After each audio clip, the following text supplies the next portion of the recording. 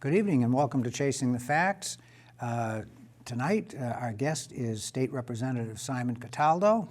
Simon, welcome to the show once again. I think this is your fourth appearance. Fourth appearance, okay. First serving as your state rep. Correct. And just to remind our viewers, Simon is a state representative for the 14th Middlesex District, and that includes in Chelmsford's precincts 7 through 11, and in Acton, precincts 1, 2, 6, and 7, and precincts 1, 2, and 5 in Concord. So that's quite a territory.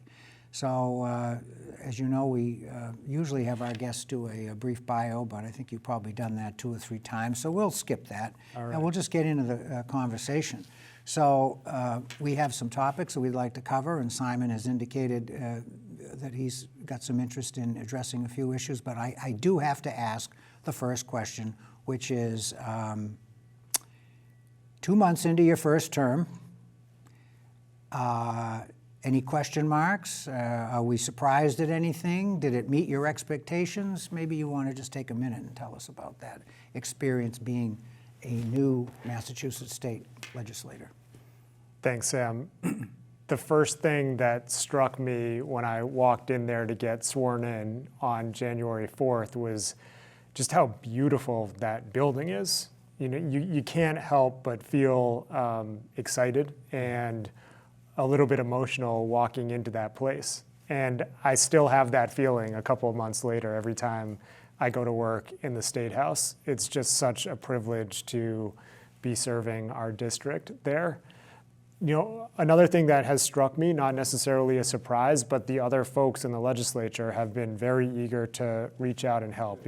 That includes the people that are in the delegation. We have Rodney Elliott, who's a new rep, but not a new politician, right. The former mayor of Lowell, and also Jim Arciero, who's been serving part of Chelmsford for quite a while and is the chair of the Housing Committee in the House. So the delegation and the legislature at large have been very helpful to me, and there's a lot to get up to speed on. We had a filing deadline for the entire legislative session for our new legislation on January 24th. So there was very little time, or January 20th, excuse me. So there was very little time to file legislation. And then now we're going right into the budget season. And I know we're going to talk about that quite a bit. So it's been a balance of making sure that I'm being responsive to our constituents here, helping them with their needs as they relate to state government, getting accustomed to the building and the legislative process, trying to promote the legislation that I'm supporting, and then getting ready for our budget season and really getting ready to advocate for our community as we come up on that. Yes, I can imagine it's quite overwhelming. And then the other thing is we have a new governor. So we have a completely new administration. And it's, you know, even though the legislature obviously is overwhelmingly Democratic and Maura Healey's a Democrat, it's still going to take time, you know, to get used to her way of doing things. I mean, we had Baker for 8 years, and a lot of the state legislators I know, even though they were Democrats, they had good relationship with Charlie Baker as a Republican, and it's going to take a while, I think, to bridge that. I mean, is that a fair statement to make? I think that's right. You know, I'm new, so I never served while Charlie you know more Baker about it than I was governor.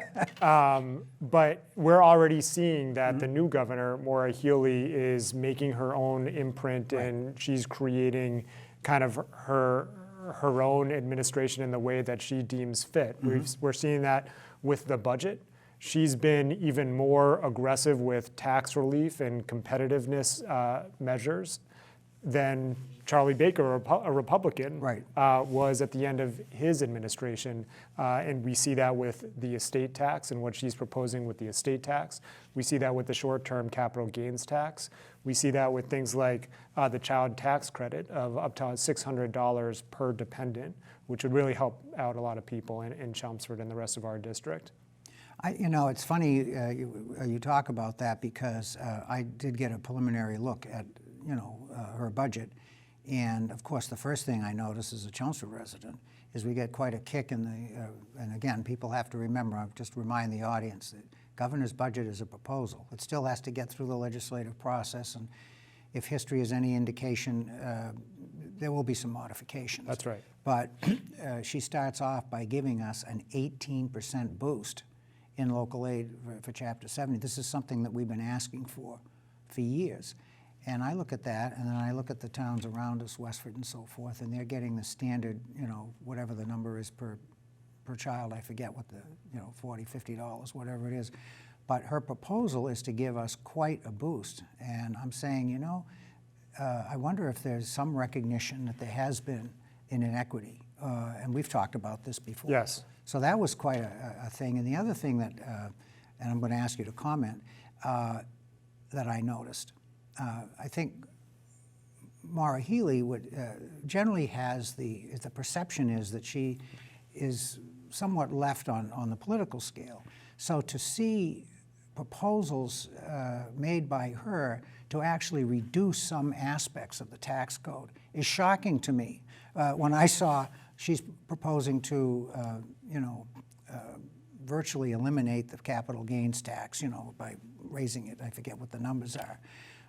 And then the explanation is, well, we're trying to align this, keep this more in line with what other states are doing. So there seems to be a recognition that Massachusetts needs to be competitive in some areas, and this is not the reputation she's had in the past. So, I mean, I have to admit, I was a little surprised to see that, and then, of course, the other initiatives that you've talked about. Do you want to comment on that a little bit from a legislative perspective? Sure. So or maybe even a political perspective. Let's not skip over that very promising Yeah. note that you mentioned about what she's proposing with respect to Chapter 70 funding.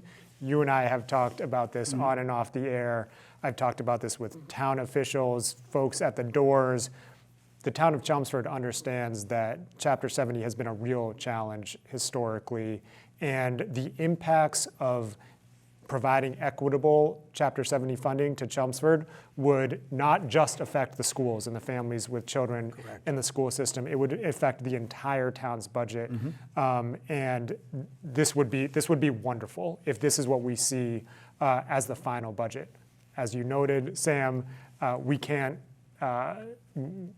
say with certainty that part of the budget will make it towards the end. And I think the House leadership has made some statements indicating that they are very mindful of some of the economic uncertainty that's coming up with respect to spending.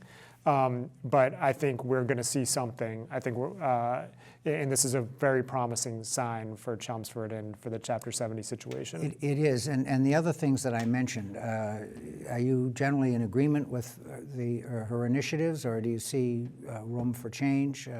Would you care to comment? I'm open-minded with respect to the actual numbers, but I think we definitely needed to raise the estate tax threshold. Charlie Baker had proposed $2 million.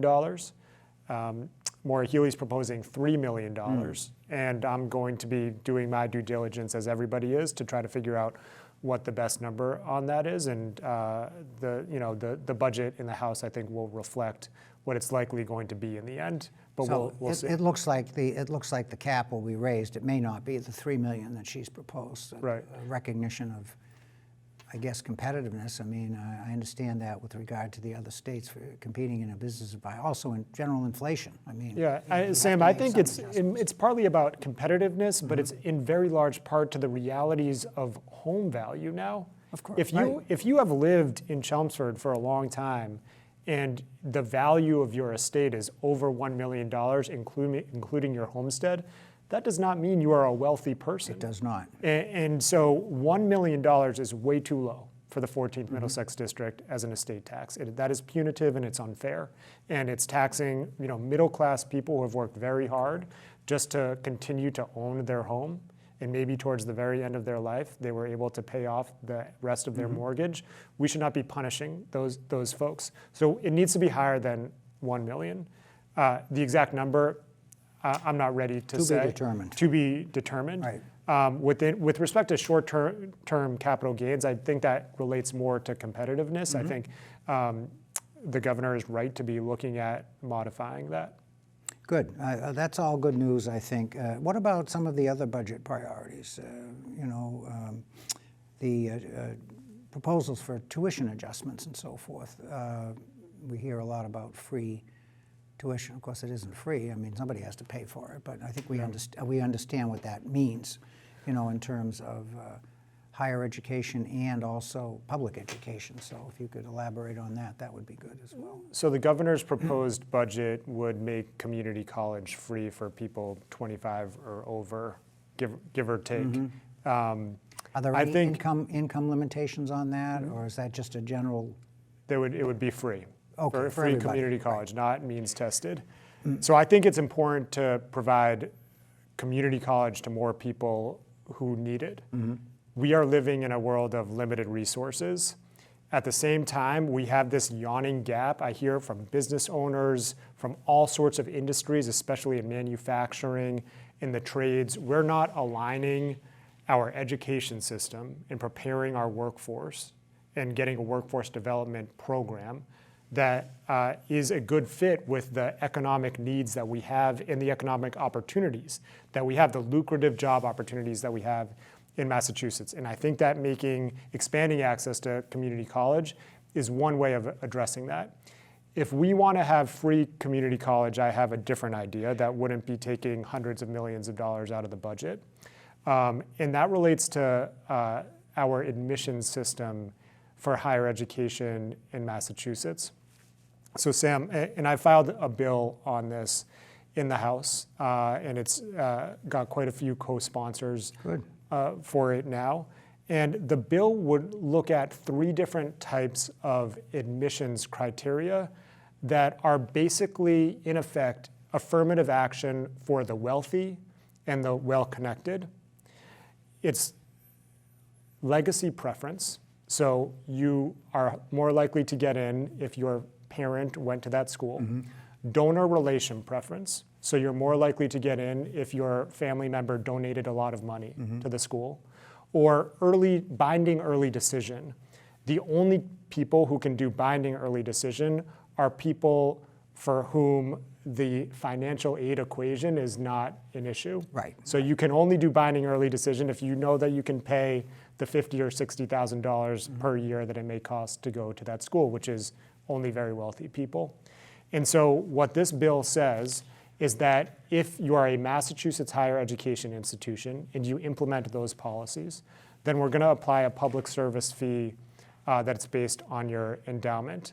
Because, Sam, in Massachusetts, we like to think of ourselves and our country as a meritocracy and not an aristocracy. Right. Harvard, Sam, if you apply to Harvard as a legacy student, you are 6 times more likely to get in than somebody with the same qualifications.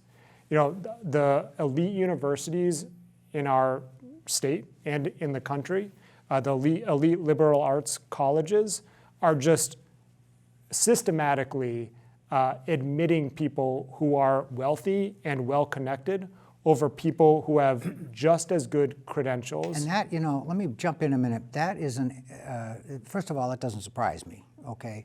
But secondly, this isn't some theoretical discussion. I mean, because the schools have data on all this. This is all stuff that can be very easily verified and validated. Okay. And they say this publicly, Yeah, right? yes, they do. The schools say we're going to give you points, and it's a lot of credit. Yeah.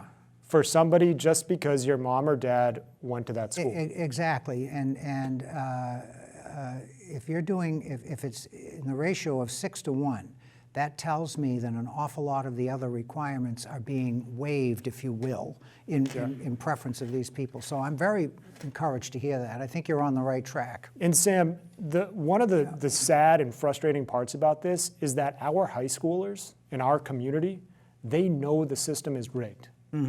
So we've got kids who are here going to Chelmsford High, Acton Boxborough, Concord Carlisle, and middle class kids, not kids whose parent went to Dartmouth or Amherst College or Williams or Harvard. And they've got a 4.2 GPA, they got a 1600 on their SAT, they did everything right. But they're not getting in because the Jared Kushners of the world are getting in instead. And we're raising kids through that system, and they're learning that the system is rigged. That's not good for our society. No, absolutely It's not good for our democracy. You know, we want to be teaching our children that if they work really hard there will be a fair system that is ready to reward their success. And that's not what our kids are finding right now as they go through high school. And it heavily affects the really great public school systems like ours. Because the people who are hurt most by this system are the middle class and lower income students who need financial aid and whose parents can't buy a building on campus, whose parents can't put their name on the new basketball stadium. That's who's hurt by this, and it's not okay. And so, this bill would do something very significant about that problem. Harvard right now is a $55 billion endowment, Sam. $55 billion That's with a B. B, folks. That's more than many countries on this It certainly planet. is. So what this bill would do is, if Harvard wants to say, because of who your dad or mom is, you're going to get into this school, or we're going to give you a leg up, or because your parent already has or is very likely to give a seven-figure donation, we're going to give you a leg up. If you want to do that, fine, but we're going to put a public service fee on your endowment. And for Harvard, we calculate that service fee would be about $103 million. And everyone would be treated equally based on their endowment. And if this bill goes into effect, it will pay for free community college. $103 million per what? So it would, per year. Per year. Per okay. year. So this bill, we predict that if the schools continue to use these practices that are so unfair for our middle class and lower income families, we can say, fine, you can do that, but it's going to cost you a little bit of money out of your massive endowments, and we predict that that would pay for community college. So instead of taking it out of the paychecks of working people to pay for either their kids or somebody else's kids' community college, we're going to take it out of these massive endowments of these elite liberal arts institutions. I like that approach, and I would guess probably Harvard is probably the most egregious example, but of course there are other schools that... They're not the only one. Right, exactly. You know what, Simon? To me, that is thinking out of the box. And I think that's what people want from our legislative folks. And even if it may not be something that everybody agrees with, at least it shows that, you're looking forward and you're trying to come up with solutions to some of these problems. I mean, what you just described has been a problem for 200 years, and it's just been getting worse and worse and worse with each generation. I'm glad you mentioned the history of this. Time we did something about it. Right. The legacy admissions has an unfortunate history. Legacy admissions was started because there were too many smart Jewish kids applying to schools in Massachusetts and the rest of the states, and so they needed a way to keep them out. Because they didn't want too many of them coming onto the rolls. We have a bad history of quotas in this country. Yes, we do. And so, now it's probably other groups that are being harmed by this, but regardless of who it is, we shouldn't be rigging the system in favor of people just based on who their parents are. Right, exactly. No, that is probably one of the most, from a philosophical standpoint anyway, that is probably one of the most un-American things that can be done, by any institution. So I'm glad to see that you're trying to address that. And you've got co-sponsors, and that's good. So yes. That's not bad for 2 months. Right, you can't do anything by yourself in the No, Massachusetts House of Representatives. Yeah, 160 people, so you got to have allies. You get a Republican to sign on, and you'll really have something. We'll see. We'll see. We're taking everybody. This is something that I think has cuts across the ideological divide and the party lines. So you mentioned that. This is something that people from all sorts of the ideological spectrum have talked about. J.D. Vance, the senator from Ohio, who's a dyed-in-the-wool red Republican, has talked about this. Donald Trump has talked about how the system is rigged in terms of who gets into these colleges. So everybody knows that this is unfair. Why? Let's say it with our legislation. Yeah, right. That is good news. So we've talked that really. I'm very impressed with that initiative. So we've talked about the free higher education. What about, and you described how that was going to be funded. What about the so-called millionaires tax? What's going on with that? We haven't heard too much in the news about that. There's been some legislative discussion, some bills filed that would earmark the money and try to better protect it from the rest of the budget. We'll see what happens with that. I think what we're seeing with Chapter 70 and what the proposals are with respect to free community college for people 25 or older, that is partially a result of the Fair Share Amendment. At the same time, Maura Healey's tax relief measures cost money as well. Yes. They may cost close to the amount that of the revenue that's projected to be created from the Fair Share Amendment. So this is why when it gets back down to brass tacks in the House and with the House's budget, the House really has to grapple with these things and think about those trade-offs. So there will be some horse trading at the end, it sounds like. I think so. And that's history. Anybody who's followed the history of, I don't care whether it's Massachusetts or any other state or the federal government, this is how business is done. So you start out with a stated objective, and then you try probably to keep as close to that as you can, but then other things, other considerations come to the fore, and you have to deal with that. So that's fair, and I think most people understand that. That's good. So we've talked about that. Are there any other things that you want to address in terms of a prospective legislative agenda? So it's funny, Sam, when you start filing bills, folks start emailing you and they start asking for support for certain bills. Yes, they do. And would you like to guess what people from Chelmsford email me about the most? I know I'm putting you on the spot here, but you always put me on the spot, so I feel like And that's a little fair. fair. Okay, well, we talked about Chapter 70, but I don't think that's a hot button for most residents. What would they email you? Okay, I give up. You're going to tell me. So the bill that I'm emailed about most by Chelmsford residents is actually a bill that I filed. They don't know that I filed it.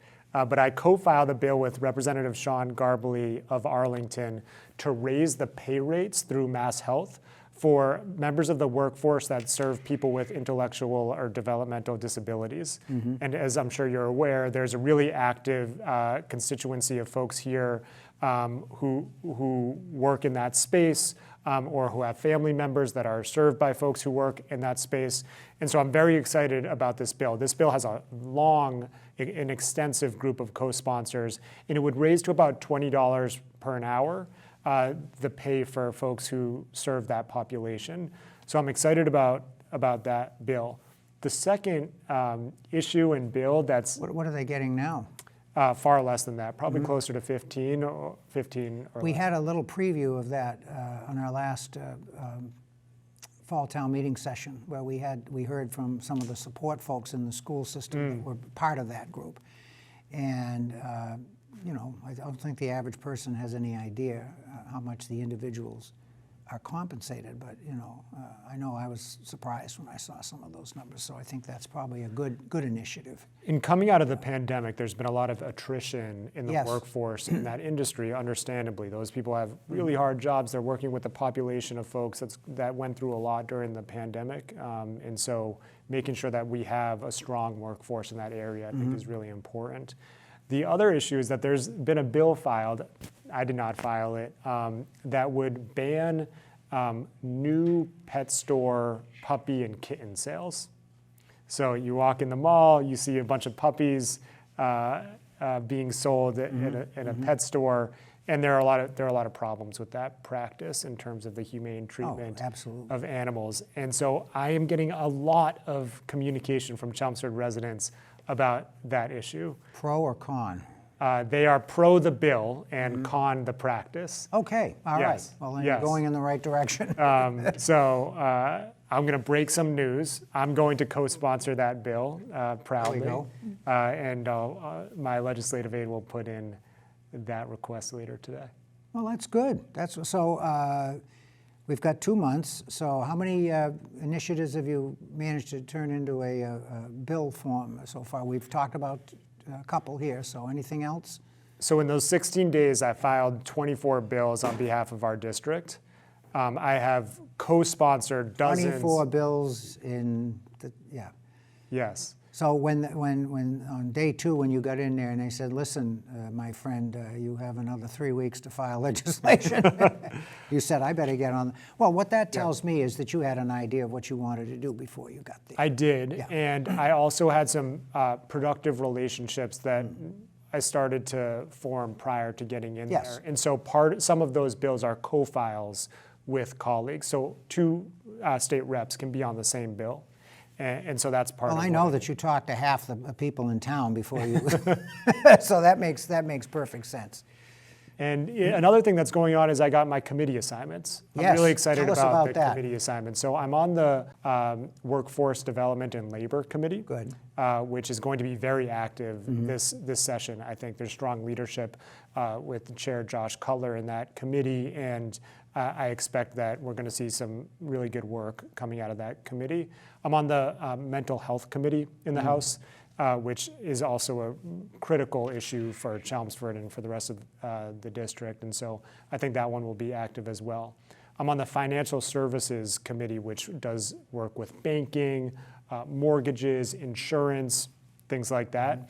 And then there's a new committee, the Federal Stimulus and Census Oversight Committee, which I think will be a good committee to be on because Yes. there's a lot of federal stimulus money. So I'll be working on those committees for the benefit of our residents. Now, when it comes to committee assignments, how does that work? Do you get to express any kind of a preference, or do they ask you, or do they just assign you? How does that process work? Well, the way I approached it was I said, I'm very happy to serve on whatever committee the speaker and the House leadership wants to put me on, and I made some suggestions, and let's just say I'm really happy with where I landed, and I'm excited to be doing I the think work. those sound, not that I know anything about it, but those sound like impactful assignments. I mean, I think, they're not giving you busy work to do is what I'm saying, and that's great. Now, do you get compensated any more for serving on a committee, or only if you get to a leadership position? How does that work? I will not. Okay, so only just if a I regular really- committee assignment is considered part of the normal duties of a state legislator. That's right. Okay. That's right. Yep. That's good to know, Not that you don't deserve the extra money, but just, I think most people understand that if you take on a leadership role, your compensation goes up as it should. Now, as far as the session goes, theoretically, you're not in session all year, although in past years it hasn't worked out that way. So how does it look for this coming session? So it's my understanding of this is evolving, of course, that we could have committee hearings all the way through November, probably not in August, and then we'll pick up again at the beginning of the next year. Wow. Well, you are off to one good and active start, and I think from what I can see, I think we're going to be very, very well served. Very happy to see you appear before the Select Board recently. I think that is very productive, and I'd like to, I'm trying to remember what they said. Did they ask for a quarterly meeting? We left that open-ended. Okay, that was open-ended, yeah. Told the board that I'm happy to be there whenever they want to hear from me. I think quarterly is probably enough, and maybe even twice a year. But it's just a good initiative, and I assume you're doing the same thing with the other communities as well. So, anyway, Simon, time goes fast. We have about 50 seconds left. Is there anything you want to leave us with in that amount of time? Thanks, Sam. It's always a pleasure to be here. I hope that I can come back. And yes. I hope I'll be invited back. I did want to let the viewers know that I have office hours in Chelmsford coming up. I brought my notes to make sure I get it right. So on March 27th in the town office, in room 205 from 3 to 4:30. The last half hour the building will be closed, so it's by phone only. But you can email me at simon.cataldo@mahouse.gov, simon.cataldo@mahouse.gov, or call my office at 617-722-2000. The extension is 7321. Perfect. And we are out of time.